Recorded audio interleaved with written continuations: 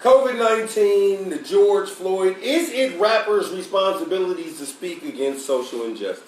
I don't think it's anybody's responsibility as an individual. We should come together as a group. And then within that group, everybody express their different ways, and we'll get it done together. You feel?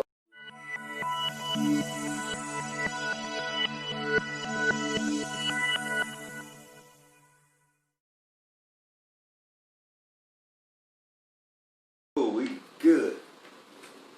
Checking Conexiones. Live with Lawrence the One. Yeah. Y'all see my dude? Hey. Hey, give him the punchline one time, man. No, come on. You know what I want. Shit. I ain't to no podcast. We counting down in 5, 4, 3, 2. Yo, shout out to the Most High. It's up with the high season when we in our Lord's status. LD is also known Party Boy Lawrence the One. For another episode of I Need to Know with my special guest. Introduce yourself, G. MistaRye, straight out of East Oakland, straight out of the Dubs, man. My little brother got at me, man. So that's, yeah. So what's happening? Man, you know, I'm trying to live life, brother. Okay, tell everybody how you came up with that name. Well, the MistaRye, man, it got like a double connotation to it. When people say MistaRye, like the question mark at the same time, it's like I go by Ree. So MistaRye just fit, even when I was like 13 years old. How long you been calling yourself that?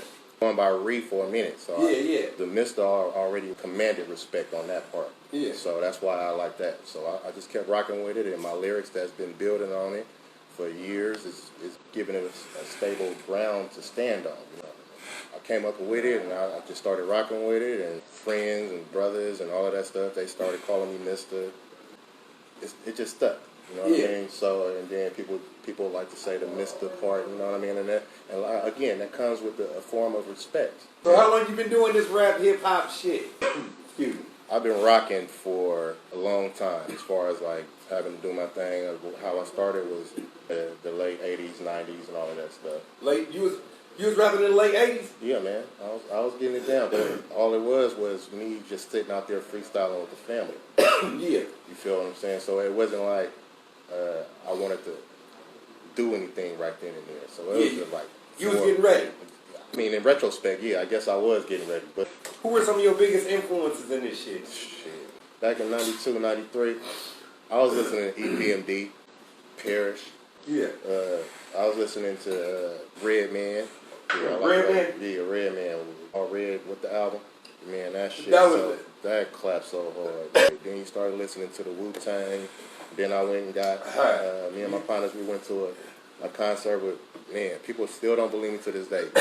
Wu-Tang and the Loonies. Oh, shit. In Oakland, Jack London Square, it was a little small hole in the wall called First Stop or something. That was Mingles! Was it? That was Mingles!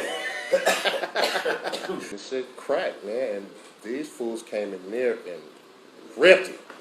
I'm talking. Was Old Dirty here? Yes, Old Dirty was there. RZA was there. Method Man was there. Yeah. Everybody was there. Then out of the Loonies, all them fools was there. Drew Down was there. See, I mean, it was the mob. The mob. Shout out to Drew Down. Yeah, shout out to my nigga, man. But do you have a lot of raps memorized and shit? I have to. I write Spit one. I write one. Nah, come on, man. Come on, man. Spit one for the crowd, man.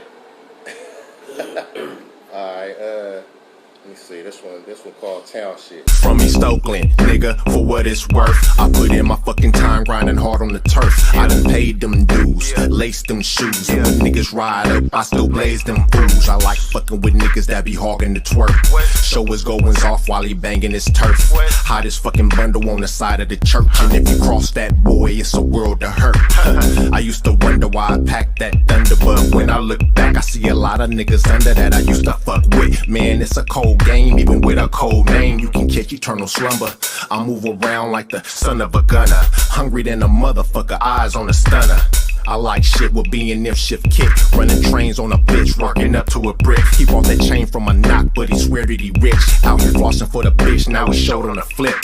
It takes a toll when you hustle for that road that you throwing in the air on some runner ass hoes. Even the rippers are bold, going for the gold, letting shit explode, hitting niggas in the toe. That was dope. Yeah, right on. That was dope. I'm fucking with that. You know what? I'm fucking with that. That's that real hip hop shit. Yeah. So that's that town shit. Okay. Look at him trying to hold his smell in. You know he did that. No, this what I do, bro. Yeah, for sure. This what I do, and the reaction that you giving is love. I love it. That's why I do it. For sure, man. We've been in plenty ciphers and shit like that. Exactly. You know, that's what, man. That shit used to be so fun, man. I gotta ask you a question. Yes, sir. What is the name of your first song that you ever recorded? But yeah, the answer to that question is called "Sign of the Times."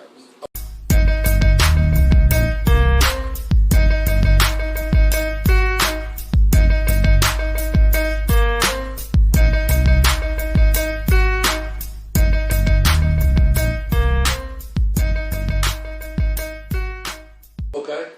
And I recorded that in '98 Okay. on some analog, reel to reel. Old school, real to real. Yes, old school analog, reel to reel. Okay. Bruh, I started my own company in '98 called Streetwise Intellect Production. Have you ever wanted to stop? I stopped. Real life kicked in. And you gonna keep chasing this dream, or you gonna try to eat? You feel what I'm saying? Did you ever feel like you stopped loving rap music? Never. That's why I'm out here right now to this day. When I say 30 years, man, I'm serious, man. I'm over 40. Yeah. You understand what I'm saying? So I've been doing this shit since I was 16 years old. Yeah. But I started recording it in '98. What do you think is the biggest difference between how rap was for the youngsters, like when we was coming up, let's just say like 93 to about 2001 or something like that versus now? You don't listen to the music just to listen to the beat. Yeah. You know what I mean? And there's a lot of fools out here that do that, man, and that's what pissed me off. Yeah. It's like, God damn, bro, there's a lot more to the music than what the kind of belt a nigga done bought. The reason why I got a lot of sympathy and empathy for the new school rappers, because they haven't been living this life, bro. They ain't been exposed to the real in the gutter, in the streets, selling dope to eat and having a bubble. Ain't nobody saw that in these past 10, 20 years, bro. Yeah. So if you ain't been exposed to it, it ain't really coming out in the heart. So you're going to find other shit to talk about that really ain't real. Do you like a lot of the new music? I love the sound. I love the complete product of certain songs. I will bump something. Like right now when you had asked me new school stuff, I can't sit here and name off like 5 people because I don't really listen to the mainstream like that no more. Don't get me wrong when I'm talking down on this. I still love music, but I love the music that everybody that's real. The fad is going to eventually fade out. How many projects do you have out now? I got 4 as of March. Okay. And which one is your favorite one out of those? That's my solo album, Schizophrenic Scriptures.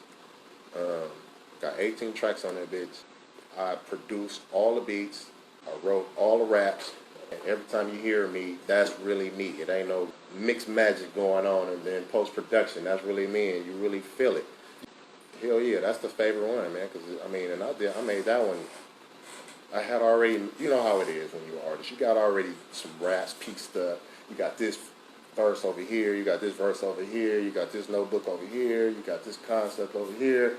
You're like, man, fuck, let me put this shit together. So I did that like in 2018. And that question a lot on social media. People like, damn, man, your shit fire as fuck, bro. Why you ain't popping yet, man? I fuck with you, bro. I'm like, well, I'm taking a different route. So what is the biggest change that when you thought, like when you was coming up, how rap is now that you thought that you would never see? The biggest change to me is that you can be so fucking independent. Put out your own music. You can do it your way. You can learn your way. Instead of trying to follow burnt out track that everybody had at first. You feel what I'm saying? Yeah. Always make a demo track. Oh, let me go over here. Let me send it to all of these people. Oh, let me do all of this. And then I got to do hella shows. And then I got to do all of this. Whoa. It's not like that anymore. It's a lot more simpler. And that's because it's become a lot more saturated. But I don't look at the bad. I look at the good because, shit, they're making it easier for me to do it. You know what I mean? Yeah. I can put together my videos, which I do. I put together my videos. I put together my social posts. I do all of that. So then once I learn that, now I start putting it out there. Then I start learning the hashtag game. Then I start learning tagging people game. Then I start, you know what I mean? Start messing with it. And I'm like, all right, I learned this. But it's not turning the revenue. I got to ask you a question because me and you is about the same age. Right. Is it hard being an older MC, rapper? Was it hard for you to adjust to getting on computers and shit like that? No, hell no, never. Because that was my whole point. I started it back in '98 because I didn't want to have to try to follow some other nigga chasing him, trying to get his approval of my music. You understand what I'm saying? Yeah. So it's like, all right, we're going to do this myself. So I broke bread for all the studio time. I was in there making the beats. I picked niggas up, drove them to the studio. Yeah. I cut. No, that didn't sound right. Bring it back. You feel what I'm saying? So all the music you hear is not to be on braggadocious, but that was me. Yeah. That's why I started the company, because it's like I want to do all this shit on my own. So being an older rapper or whatever, being an older guy, no, it's not doing anything because it doesn't faze me because I've already had it in my mind back in the young days that this is how I'm gonna do it. Yeah. So now all I'm doing is just picking up where I left off at. That's right. So coming in older, hell no, because I be busting. It's nothing. I got something to talk about that people gonna feel because I lived it. What is your favorite rap moment of yours? Like man, this is like my favorite rap moment. When I put together a show, Rest in Peace, Sweet Jimmy. I walked in there to Sweet Jimmy's, like 02, 03 or something. Sat down with him and the general manager, Al. Shout out Al, if you're still out there, baby. Came up with a deal to put on a show, booked the acts, 10 acts, did the unheard of, paid niggas for 10 shows, like a mini concert, rocked. No problems, no fights, nobody got shot. Police did their job because I had to pay like 4, 5 motherfuckers. Them motherfuckers make bread. So it was good, man. And walked out of there, and we did our show. We did our number. I had my group dudes. We did our music. I had everybody else. We were last. Got up there, rocked it. Throwing T-shirts out in the crowd.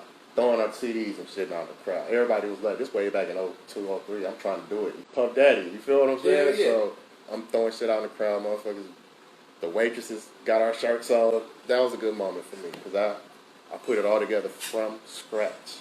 You want to talk about one of your least favorite moments of this rap shit? Shit, that was recently too. Oh, you had a worse moment? I had a fucked up moment. Oh, do you want to share it? Yeah, I ain't got no problem sharing it. Okay, man. I love the people, man. I'm on stage, rocking. This is at the Brick and Mortar, San Francisco. We didn't do a sound check, and I hate that shit already. You know what I mean? Because I'm like, we didn't do a sound check. I hate it. Okay. Cause See, y'all laugh because motherfucker understand that sound check shit is serious, right? So I'm getting on there. I'm rocking, you know what I mean? First, people feeling it. They like, you know, they on, you know. And then they start feeling the second one, and I'm rocking the first verse, and then all of a sudden I'm like, well, I can't hear none of my ad-libs, you know what I mean? You're supposed to hear the little speaker. What the fuck you got the speakers facing towards me if I can't hear my goddamn ad-libs? Yeah. And I can keep on beat. Yeah. So, you know what I mean? And Yeah. then the shit might have been too high or something, so I got to stop, turn over the dude to the DJ or whatever, be like, bro, that ain't rocking, man. This is when everybody started getting up. And I was like, fuck. Go to the next one, man. And I hate doing shit like that. Once you get people into your song, into your music, it's over. Yeah. You know what I mean? You got that euphoria type high. Hey, so that soundtrack fucked it up. That's something to really Take serious, man, because the shit ain't no joke. If the motherfuckers want to put you on without sound check, be leery. Yeah. Because they just throwing you up there. They don't know what the fuck it sounding like. You just filling time at that moment. That's another thing. I felt kind of disrespected. You feel what I'm saying? So Like, you had me come out here early to do the sound check, and motherfucker didn't do it. Yeah. So that was one of the fucked up. So I gotta ask you a random question. Who is the greatest rap group of all time? I never can answer that question, bro. To you. Bruh, I really can't answer that question because I fuck with it from everything from the roots to, and motherfuckers might say, oh, they ain't rap. But yeah, they was rap. What would people say they was? Hip hop? They did, I don't know. Okay. I don't know. Rhythm and blues, funk or whatever, Yeah. I don't know. But they was hip hop. So I fuck with them all the way to Nappy Roots. Yeah. Feel me? They ain't out no more. Nobody probably understand what I'm saying. I think I heard them the other day. They from like Memphis or They Tennessee? from ATL, I think. Okay. Georgia, somewhere around there. And then I come all the way back over here and be like, man, back in the days when, right before Yuck broke off from the group, I say the Loonies, when they was Looney Tunes. Yeah. Motherfuckers don't even understand that. Yeah, with right? the condom album. Yeah. The condom album. When they had 6 songs, 3 on both sides. You got a new album coming out? I've been trying to get it together before this COVID shit started. Okay. I want to put the single out there. I want to do this one right. You feel What's what the I'm name of saying? the single? Formation. The single is called Stay Being Me. That's going to be the name of the single. It's supposed to drop a couple months ago, but kind of fucked up with distancing and shit like that. COVID-19, the George Floyd. Is it rappers' responsibilities to speak against social injustice? I don't think it's anybody's responsibility as an individual. I think we have to come together as a group. I don't want to say a team. We should come together as a group. And then within that group, everybody express their different ways and views on how to do things. And then we'll get it together. We'll get it done together. You feel? Ever since I seen Yuck come out on social media and call niggas out for Marvin Arbery getting killed. Yeah. He's like, what the fuck y'all niggas doing in Atlanta? Y'all ain't doing shit. Y'all got all the money, man. Put up the big money. Where the lawyers at? Where the guns at? So ever since I saw that, like, all right. So all this shit is publicity. Everybody trying to play on the publicity. Black Lives Matter, that shit fake. You know what I'm saying? Everybody just riding the fucking pirate flag. You know what I'm saying? Yeah. So be wise, people. You know what I mean? That's all I gotta say. Be wise, man, because this shit is crazy. Okay. And before we get out of here, man, you want to let everybody know where they can find your music at? Yes, sir. Yes, sir. You can find it on SoundCloud.com /MISTA_RYE. That's SoundCloud.com /MistaRye. I'm all over the place. I don't want to just give y'all so many websites. So just go to that one, and then I got links to everything else. SoundCloud.com /Mr_Re. And give me your Instagram handle in case they want to book you for some shows and shit. All right, my Instagram handle is the same, Mr_RYE. Mr_RYE. Okay, and any props for any people that you want to give before we get up out of here? Man, I want to shout out some love to you, brother. Because I see you out the blue. I ain't talked to you in years. But it's still love, though. Little bruh, man. You know, I love little bruh, man. We've been together doing stuff, you know, not as a tough team, but we family. For sure, man. For you to do that, I shout out love to you. I shout out love to the people on Instagram, people that's coming out, putting little messages in. I appreciate everybody for checking it out. Come and check out MistaRye. I love y'all, man. For real. Please, please, support the music. Support the music, man. This shit is real. Motherfucker moving on his own. MistaRye. Love y'all. For sure, and another shout out to Fame Media, and it is LD's, another episode of I Need to Know, for my special guest, MistaRye. That's MistaRye, you know what I'm saying? Yes, sir. Yes, sir. And as usual, come on, you know what I want. My dude, man. Good.